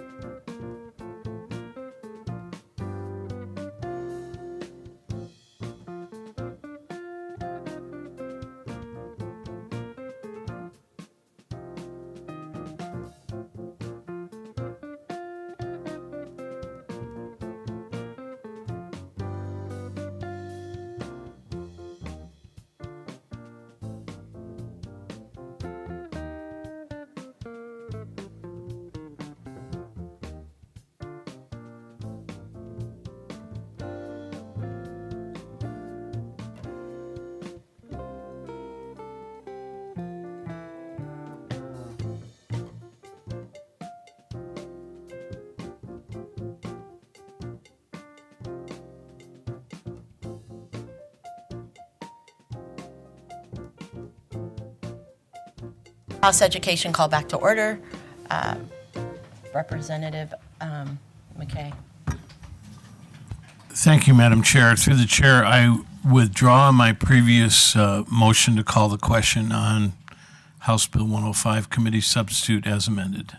Thank you, and I'm going to go back and rescind action in regards to what had happened when you had called the question based on the facts that we have to have 2/3 of the vote. So I apologize, I moved a little bit too quickly on that. Thank you, Representative Story and other members of the committee and Representative Ruppert for bringing that to my attention. So let's see, we're going to go back to so I'm going to ask for closing comments after, if that's okay. Thank you very much. Just a brief at ease, just one moment, please.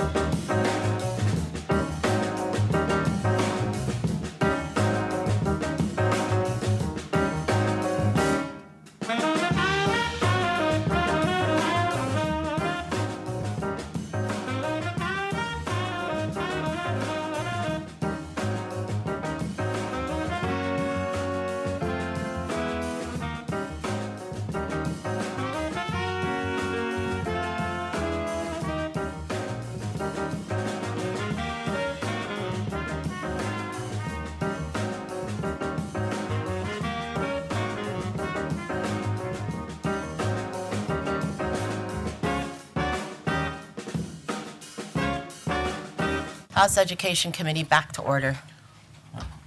Thank you, Madam Chair. Returning back to a business at hand, I would like to move the committee substitute for House Bill number 105, version Bravo, also referred to as 33-GH 1072/B, be advanced from committee as amended with individual recommendations, attached zero fiscal note, and authorize legal to make technical and conforming changes as needed. Great. Are there any objections? Object. Thank you. Would you like to speak to your objection? Yes, thank you, Co-Chair Allard. I really think it's important from all the testimony we heard that we all agree, everyone agrees that parental rights are just key. They're number one. And I would say, and our children's rights, and parents' rights, they care for their children. And I think we have to remember that in current law right now, and again, I should say I'm speaking against this bill. In current law right now, parents are to be notified of any sensitive topic 2 weeks prior to it being given. They have the right to review the curriculum, right now any curriculum, but they're notified of sensitive topics, and then they have the right to opt out. And I think with this bill, it switches an opt-out to an opt-in.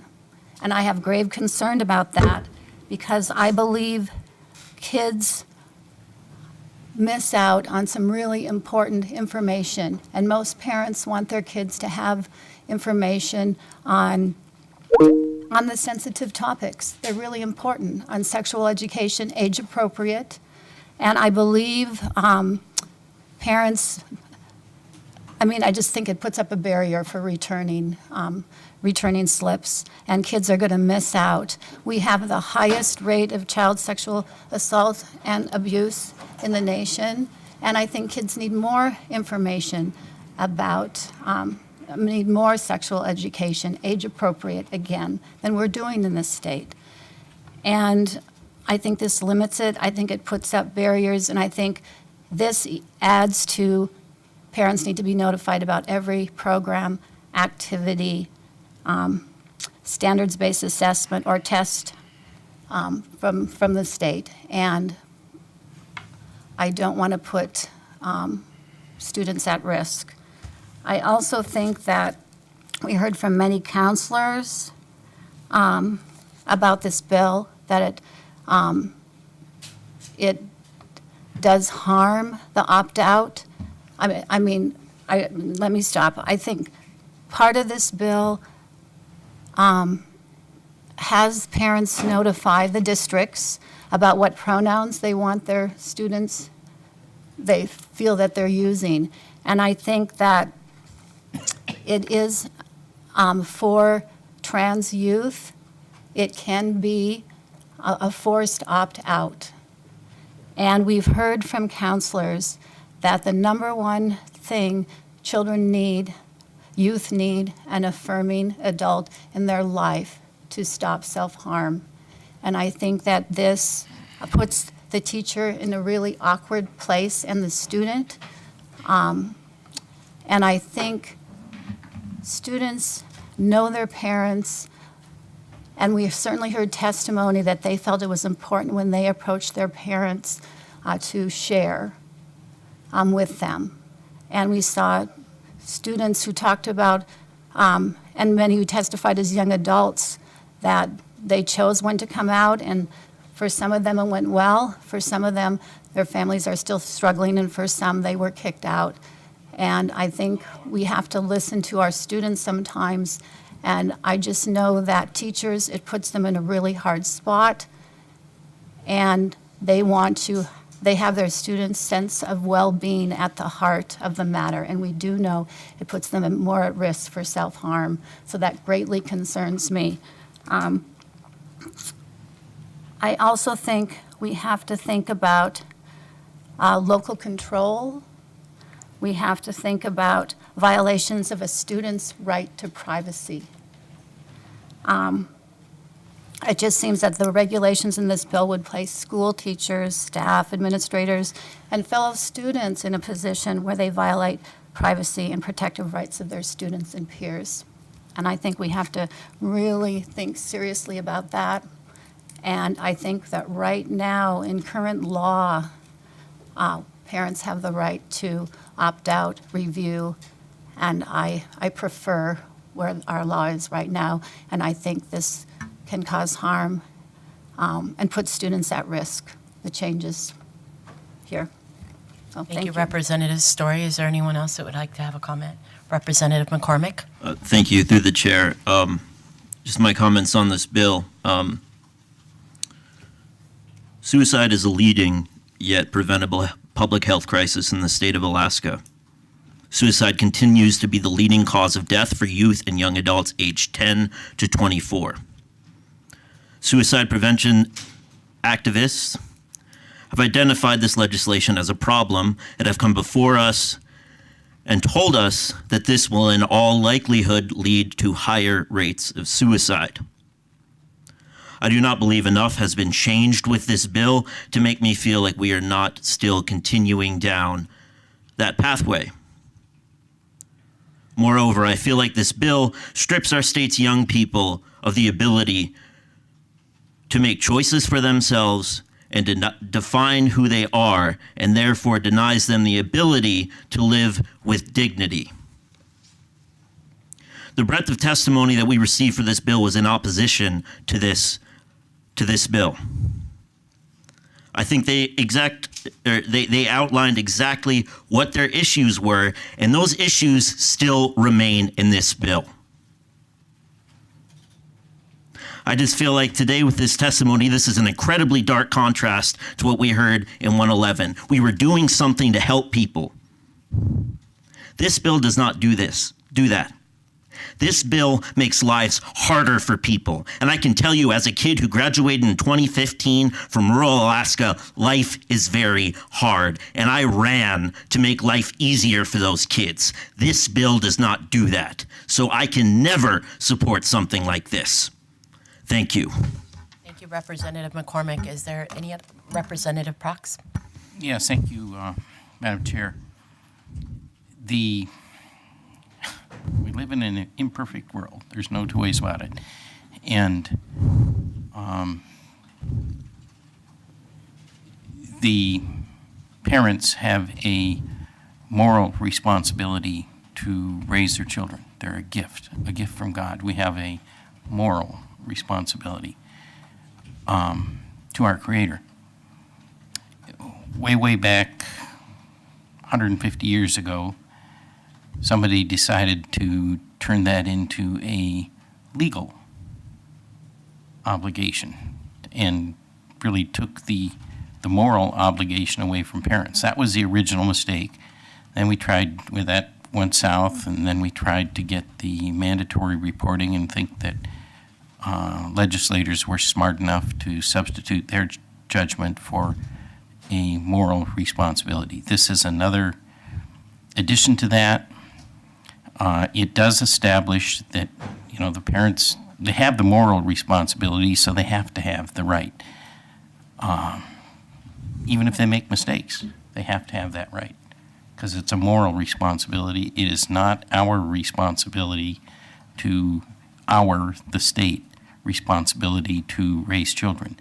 And we, like it or not, we have to maintain that subservient attitude to parents. And to Representative McCormick's point, he is absolutely correct. There's going to be some challenges. We're going to have to do some additional thinking about this, but we, the state, have to think about this, in my view, in terms of our subjugated responsibility to the parents. But we have to sort this out. We have to keep talking at it. I think this is a step forward. Let's move forward and go back to thinking about it for something else. Thank you. Thank you. Representative Ruffridge, please. Thank you, Chair Allard, and I would like to respectfully thank Representative Prox for his comments, as well as Representative McCormick for his. And I think that this is an important spot to say that we are returning to a conversation regarding what is happening inside of our schools, what's happening with our children, what's happening with the parents. How does that relationship function? What does it look like now?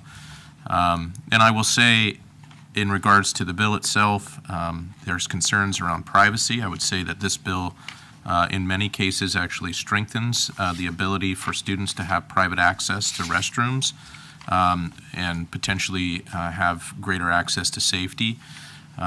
It's certainly not the desire, I don't think, of anyone in this body or at this table to make or to increase the ability or the increase the likelihood of someone to have an unsafe interaction at school. I think instead, the idea of this conversation, and I agree with Representative Prox, is this a perfect bill? I would say no. Does it start the conversation? I would say yes. About what is the role of the teacher? What is the role of the parent? How much does a parent need to know? How do they get involved or engaged? What happens if a teacher is placed in a position that maybe they didn't want to be in? I heard that from teachers as well, feeling uncomfortable in their classroom about having to make a hard decision. Maybe this helps with that. Maybe it doesn't. I think it's a really hard topic. It's a difficult discussion, and certainly I want this bill has weighed heavily on me. As a parent myself, as a parent of children, school-age children, as a parent who have had kids come home crying from an interaction that they had at school that I did not know was happening. I want to say that I value parent rights tremendously. I think it's an important conversation. I appreciate the governor for bringing this conversation forward.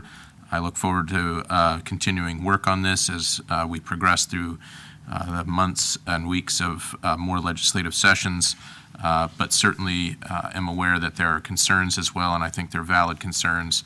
And this is one step in the process, and we will move on from here. Thank you. Thank you. Did you need to make another comment, Representative Story? I think I would like to draw your attention to something I think Legal needs to change in the bill. On page 2, line 9, withdraw the child from an activity class program or standards-based assessment or test required by the state for a religious holiday as defined by the parent. And I think there's something missing in there for a religious holiday. So we did technical conforming changes. I'm not sure that doesn't just work. So I don't know if there was an intent in there, Rep. Ruffridge, in that sentence. If standards-based assessment or tests required by the state for a religious holiday. I'm not aware of anything like that. Thank you, Representative Story. Representative Ruffridge, did you want to comment? Thank you. Yeah, thank you, Representative Allard. Just for the record, that language is currently in state statute already. It's not part of this bill. Thank you, Representative Ruffridge. Is there any other comments? Thank you. I'm not missing anybody. Okay. Do you maintain your objection, Representative? I believe it was McCormick that called it. Can you say yes on the record? Staunchly, thank you. Thank you. Linda, would you please call the roll? Representative McCormick. No. Representative McKay. Yes. Representative Himshoot. No. Representative Story. No. Co-Chair Ruffridge. Yes. Representative Prox. Yes. Co-Chair Allard. Yes. 4 yeas, 3 nays. Thank you, Linda. With 4 yeas and 3 nays, committee substitute as amended, House Bill 105 passes. We will take a brief at ease to assign the committee report.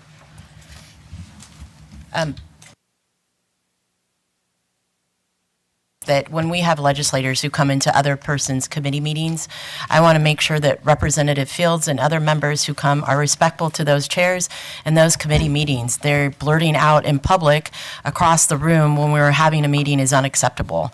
And it absolutely violates Mason's rules and not a manual along with uniform rules. And I would like to say we have aides here. So if any sitting legislators or anybody in the audience has any questions, please ask our aides to assist you and we can go from there. Thank you. We'll take a brief at ease.